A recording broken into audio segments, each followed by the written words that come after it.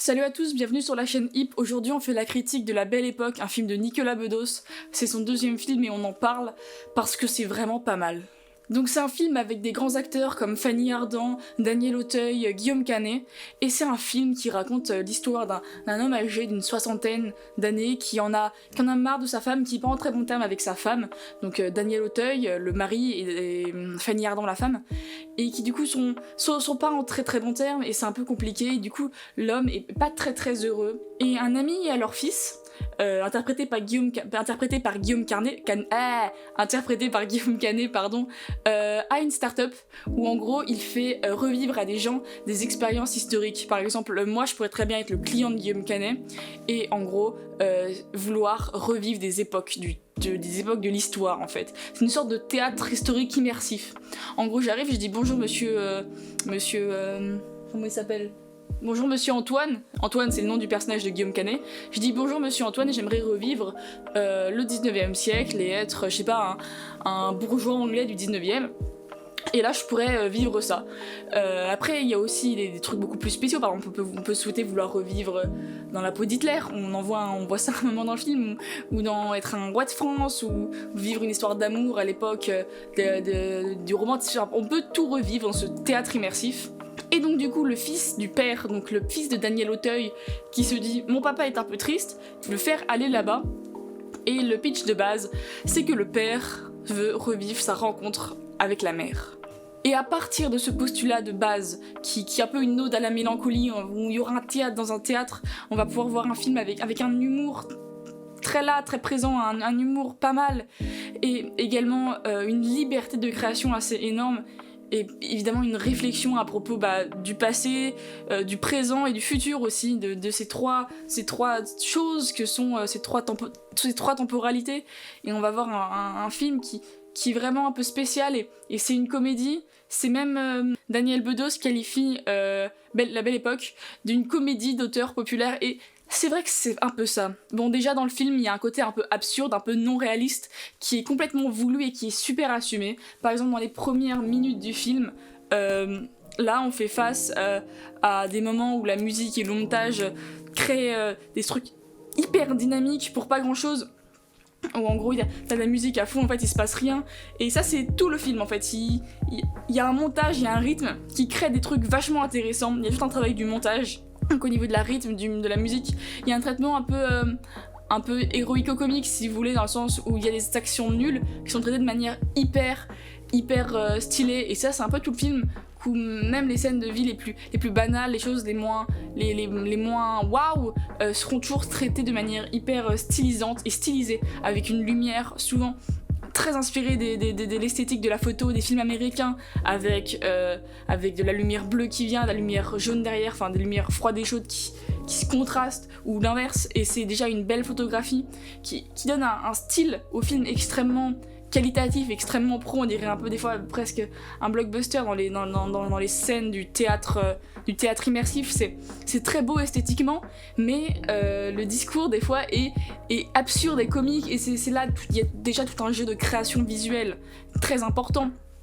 Et puis il y a une autodérision de leurs personnages. Par exemple, la mère, c'est une psychanalyste, et elle arrête pas, elle a un nouveau, elle travaille sur, elle n'a plus de clients en fait, elle a une application ou un site web où en gros c'est un robot qui répond à ses clients en fonction des réponses qui sont les plus posées, enfin un truc automatisé où elle est plus vraiment psychanalyste, elle enrichit un robot qui est elle psychanalyste, un truc très bizarre. Et donc on a la mère, elle fait tout le temps référence à Freud ou des trucs comme ça, et c'est super marrant parce que c'est un personnage qui à la fois fait rire par son côté absurde de un psy, c'est voué à aider quelqu'un, et là elle veut aider quelqu'un en étant tout le monde, enfin c'est un côté un peu absurde de ce principe de psychanalyse par un robot web, tu vois. On va pas être sur un robot web Doctissimo si on a une dépression, ça a pas de sens. Et donc ce personnage qui croit vraiment là-dedans, c'est très très comique. Et en plus voilà, elle fait des références à Freud tout le temps, donc t'as un côté humour un peu bobo, un peu intellectuel, voilà, mais qui en même temps n'est pas tout le personnage. Et donc voilà, ça c'est un peu tous les personnages, ils ont une structure à la fois extrêmement simple, extrêmement cliché, mais pas cliché, enfin c'est très bien écrit, c'est que il y a de la simplicité, de la complexité dans tous les personnages principaux, et ça c'est un point très fort, et du coup on rit des personnages parce qu'ils sont bien écrits, et les personnages sont vraiment bien écrits. Puis au niveau du montage, encore j'y reviens, c'est qu'il y a des trucs très intéressants où des fois il y a des scènes qui se passent. En gros, quelqu'un qui se lève le matin, je sais plus c'est dans le film ou pas, mais c'est le principe est le même. Je vous explique. En gros, imaginez moi je me lève le matin, je me douche, je mange, je me lave les dents, je m'habille et je pars. Voilà. Et en gros, ça c'est une action qui s'étale sur 20 minutes, mais des fois il y a 5 minutes de dialogue, 3 minutes de dialogue, et en gros, le dialogue entre les deux personnages qui font cette action-là, qui s'étend sur 20 minutes, et bah les actions sont entrecoupées en laissant un lien logique entre les dialogues. Par exemple, quelqu'un me dit « Est-ce que t'es allé voir le dernier film de Nicolas Bedos ?» Là, je suis en train de me lever, je me réveille à peine, et je suis sous la douche que je lui réponds « Ouais, c'était cool. » Tu vois. Et donc en gros il y a tout un montage qui dans les actions sont plus rapides, sont plus condensés que le dialogue en fait. Et ça c'est super intéressant et ça crée une sorte d'énergie dans le film et c'est vraiment hyper intéressant et audacieux. Enfin on voit pas ça tout le temps quoi et je trouve ça vachement bien. Sinon là on a le droit forcément au plus de comiques, c'est dans le théâtre immersif où le père rejoue la découverte, la rencontre avec la mère.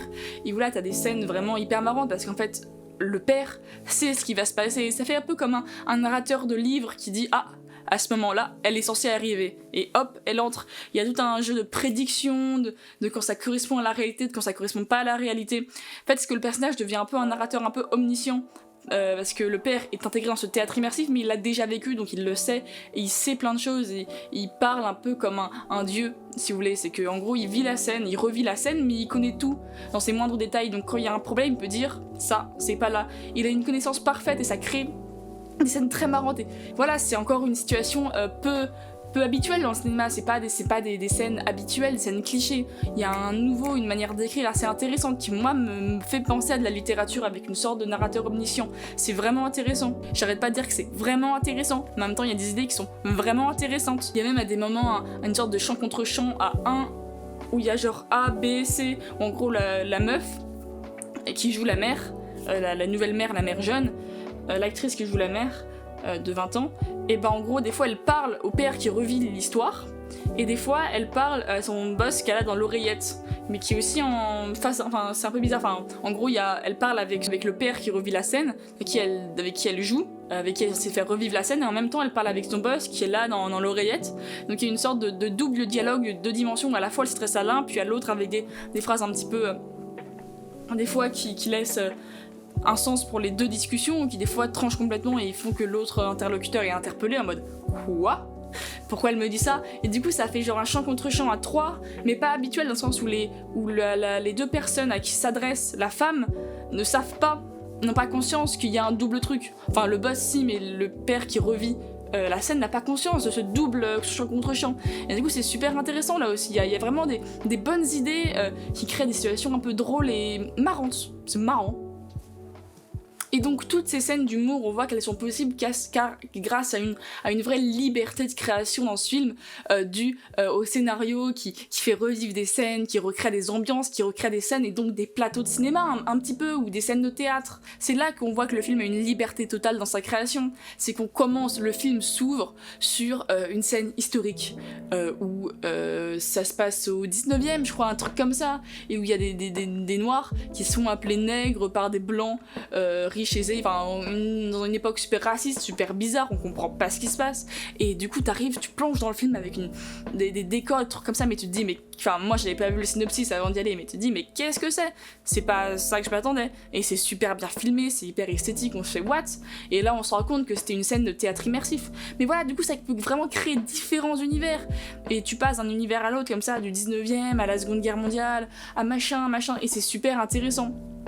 Et à la fois dans cette idée de revivre, de faire revivre des souvenirs, forcément la boîte théâtralise un peu ses souvenirs, c'est-à-dire que quand quelqu'un rentre dans une pièce et que c'est un moment clé du souvenir, ou enfin de la scène qui est rejouée, le personnage de Guillaume Canet qui est le boss va dire mettez un projecteur, et là on voit le projecteur qui éclaire quelqu'un, enfin qui éclaire la personne qui est censée être éclairée, et donc il y a tout un jeu de lumière mais qui se veut pas du coup naturaliste comme habituellement au cinéma. On voit les lumières, on sent qu'elles sont là pour appuyer sur quoi doit se concentrer le client et donc le spectateur, et donc il y a une lumière qui est visible mais qui est à la fois belle et ça change, et donc voilà, il y a une liberté des fois il y a des spots dans le champ parce que c'est du théâtre immersif, donc c'est normal. Et du coup, c'est joli parce que la lumière est pas comme habituellement, la lumière est plus machin. Et voilà, ça crée vraiment une liberté.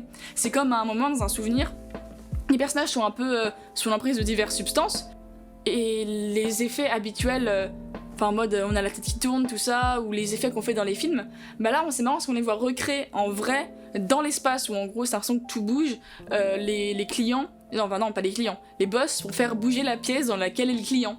Et ça, c'est super intéressant parce que du coup, on voit toute la supercherie du machin, et ensuite on a les plans qui créent un univers visuel super intéressant. Et c'est que ces choses cheloues qu'on voit d'habitude dans les films d'auteur ou dans les trucs un peu bizarres, bah là, elles sont justifiées par le scénario, et c'est super marrant parce que la mise en abîme, elle permet de créer des trucs visuels intéressants, et c'est que toutes ces idées de réalisation sont pas juste des idées comme ça un peu abstraites, elles sont justifiées par un scénario. Et c'est ça, moi, que je trouve vraiment super intéressant dans le film. C'est comme, par exemple, à un moment, pour reprendre l'idée de la liberté dans les images avec les lumières là dont je vous parlais, et en même temps l'idée que le papa, il est un peu omniscient, parce qu'il sait tout ce qu'il a vécu, c'est le moment où il se dit au revoir avec l'actrice qui joue la mère, dans le souvenir, où il dit au revoir à la mère qu'il vient de rencontrer, à sa femme, son épouse, qui est du coup rejouée par l'actrice. L'actrice, là, dans la mise en abîme, il dit « Ah, là, il y avait de la pluie ». Donc c'est très marrant parce que c'est comme un metteur en scène qui demande la pluie, et sur eux, et on voit la pluie, mais de manière pas du tout naturelle, parce qu'il pleut que sur eux déjà, mais visuellement ça crée quelque chose. On fait « Ah, mettez la pluie », et donc il y a le plan qui est là, et puis il y a la pluie qui arrive, et c'est super beau, et on pourrait se dire « Oh, c'est trop beau, mais c'est cliché », mais oui, c'est cliché parce que c'est le souvenir, et c'est ça qui est super intéressant dans ce film, c'est que Nicolas Bedos, il a pu créer des trucs qui lui faisaient plaisir, un peu spécial, et tout ça justifié par le scénario. Et donc, en fait, le tour de force de ce film, c'est son scénario qui permet une liberté totale et qui, en plus, nous fait nous poser des questions super intéressantes. Mais vraiment, il y a toute une réflexion sur passé, présent, futur. Bah oui, sur l'importance de se souvenir du passé, de profiter du présent pour construire son futur, de montrer le lien entre les trois temporalités qui est vraiment présent dans le film en fait. Et là, il y a toute une idée qu'il faut penser ses souvenirs, qu'il faut revivre ses souvenirs pour revivre son présent, mais sans s'enfermer dedans. Il y a toute cette question du balancement entre se rappeler, ne pas se rappeler. Évidemment qu'il faut se rappeler de son passé. S'il est là, c'est pour avoir une expérience, pour pouvoir faire mieux après. Mais du coup, il faut pas non plus plonger trop là-dedans. Par exemple, le père qui commence à trop apprécier son passé, à trop se plonger dedans tout le temps, à s'enfermer dans son passé recréé. Ça, c'est mauvais, mais en même temps, il y repense, et c'est à ce moment-là aussi qu'il se met à aller de l'avant, où il retravaille, où il recrée des choses. Donc il y a toute cette réflexion autour de comment le passé anime le présent, qui anime le futur, comment ces trois temporalités s'animent un peu, et c'est super intéressant, et on voit l'évolution d'un personnage, et le personnage du père évolue en allant dans son passé, et c'est là qu'on voit qu'en fait le passé c'est pas quelque chose qui nous retient en arrière, mais quelque chose qui nous pousse vers le futur, et ça du coup ça dit des choses extrêmement intéressantes, puis c'est une ode à la mélancolie vraiment, c'est que après tu repenses à ce que t'as vécu dans ta vie et t'es heureux, tu vois, tu sors de ta salle, tu fais ouais c'est vrai, on a vécu de belles choses et on a envie de les revivre comme ce monsieur. En même temps, on a envie de revivre plein de choses après, et pour pouvoir s'en souvenir encore, on a envie de se créer des souvenirs en fait en voyant ce film. Et c'est ça qui est super intéressant. Et d'ailleurs, dans les dialogues sont très bien écrits, et moi je retiens quelques citations de ce film que je vais vous partager là sur la notion passé, futur passé, trou du cul là. Il y a une phrase qui dit « Continuez à inventer, continuez à vous rappeler ». Non, c'est pas ça. Si, continuez à inventer, continuez à vous rappeler, dans le sens où on invente son passé qu'en se rappelant... Non, on invente son futur qu'en se rappelant de son présent. Mais oui, moi ça me parle ça, je trouve ça vraiment intéressant. Tu dis qu'elle a changé, mais toi non plus tu n'es plus... Non, tu dis qu'elle a changé, mais toi non plus tu n'es plus le même. Oui. C'est vrai, c'est accepter que les choses changent, et que maintenant les choses sont que dans... moi je trouve ça très beau. Là vraiment, c'est plus tant une analyse pertinente que je vous fais dans cette partie sur passé, présent, futur, c'est juste des choses jolies quoi, c'est vraiment joli. Trois temporalités qui en fait sont vachement liées, j'ai des fourmis dans les jambes, c'est horrible. Ah oui, parce qu'à la fois il montre vraiment le passé comme quelque chose dont il faut se rappeler, le présent comme quelque chose qu'il faut vivre, et le futur comme quelque chose qu'il faut travailler. Non, c'est pas ça. Oui, voilà, le futur comme quelque chose en quoi il faut croire, c'est ce que j'ai marqué. Donc voilà, c'était un peu mon petit avis qui est évidemment très très positif sur ce film parce qu'il tente plein de choses. C'était mon petit avis, voilà, mes petites analyses de quelques scènes, de quelques grandes idées du film, de grands thèmes du film plutôt. Donc voilà. Après, évidemment, j'ai des nuances à apporter. Moi, je trouve que c'est dommage parce que le film va pas assez loin des fois. Des fois, on s'attend à un truc, à vraiment un machin et ça se stoppe, ça va pas assez loin dans son délire. Moi, je trouve vraiment que c'est un film qui va pas assez loin. Mais en même temps, si ça allait plus loin, peut-être que d'autres spectateurs qui seraient pas prêts à aller plus loin seraient mis sur la touche. Là, c'est qu'à la fois, ça parle à un spectateur qui s'attend à un film un peu normal, un peu basique, un peu dans les codes, parce que à la fois, il détourne tous les codes, mais tout est justifié. Donc ce film peut parler à tout le monde, même aux spectateurs le plus lambda, et puis même aux gens qui ont envie de vivre des choses différentes, parce que ça nous emmène un peu quelque part. Sauf que moi, le problème, c'est que j'ai l'impression que ça me laisse un peu à mi-chemin, ou qu'il y a... Voilà, d'être un peu dans un entre-deux. C'est un peu dommage, mais je comprends ce choix de vouloir pas être trop là, ou pas être trop là. Mais moi, je trouve que c'est dommage, ça va pas à fond, et je pense que le film aurait pu choisir de faire un truc encore plus...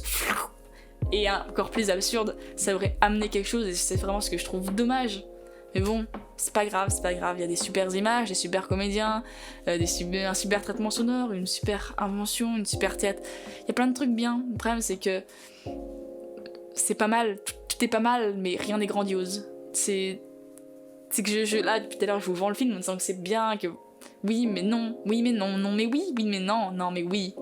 C'est le problème, c'est que pour moi, je trouve que ça va pas assez loin, que c'est dommage. Mais tant pis. En tout cas, c'est un beau film que je vous recommande, qui vous bouleversera peut-être pas tout jamais, qui voilà, mais qui vous fera vivre un bon moment. Vous en ressortirez, vous ferez « Allez, je vais faire ça, et je vais me souvenir de ça, et je vais vivre ça. » Et c'est beau. On est un peu triste des fois, hein. C'est pas non plus un film du bonheur total. Il y a des scènes qui sont dures, des scènes... Tu te dis tout s'arrête. Des fois, t'as envie de pleurer, mais c'est la vie, en fait, c'est la vie, et moi je trouve que ça donne surtout envie de vivre la vie plutôt qu'en être dégoûté, donc c'est plutôt pas mal. Écoutez, merci beaucoup d'avoir écouté cette critique jusqu'au bout.